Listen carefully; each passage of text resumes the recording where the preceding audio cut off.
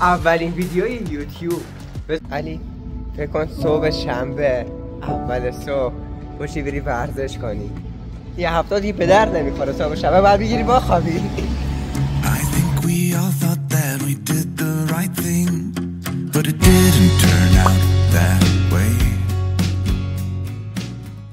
از کوه‌ها، دشت‌ها، جنگل‌ها، پل‌ها گذشتیم تا به کلاس برسیم و اونجا بهمون بگن کلاس کنسل، برگردیم.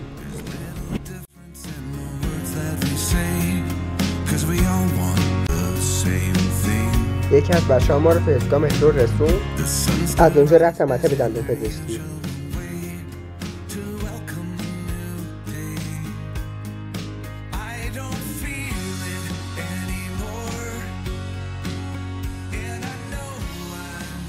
رفتیم دانشکده پزشکی، نهار خورم سبزی، استفاده از آبخواری به عنوان اسباب بازی. I know in love are all in town, but I've had enough of looking at the snow. I wish that I could go away this Christmas. چه خوب میشوری؟ ها؟ یا چه خوب میشوری؟ نه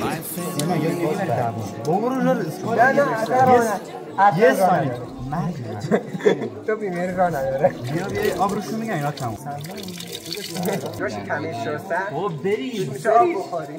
من یه بار نشستی دو بار میشه. Come on bro. یاد کات میکنم کات میکنم از زندگی. پشیمون شدم، خیلی کار سختیه. چی؟ آقا من اذان رفتم همین درس رسنی 3 هفته رفتم خونه اومدم درهم کثیف بود.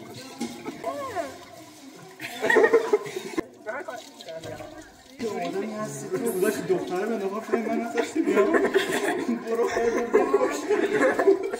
دوزان بردم بچه آزمایشگاه دانشگاه شیراز، بعد هواپس دانشگاه شیراز، دانشجوی دانشگاه شیراز،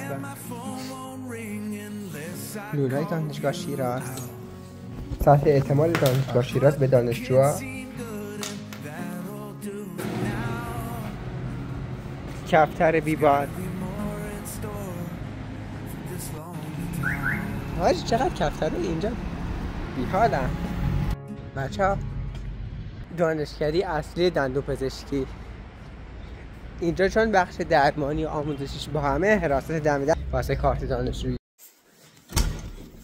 صلی علی سطر که بیدار شدی نگاه چه خرد شانس واری توی اتاقو نبودی.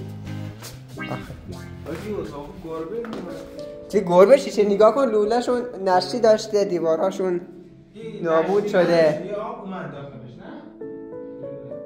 نه؟ آب اومده بود اونجا، هر با چکمه میرفت داخلش. یعنی تا اینجا آب اومده؟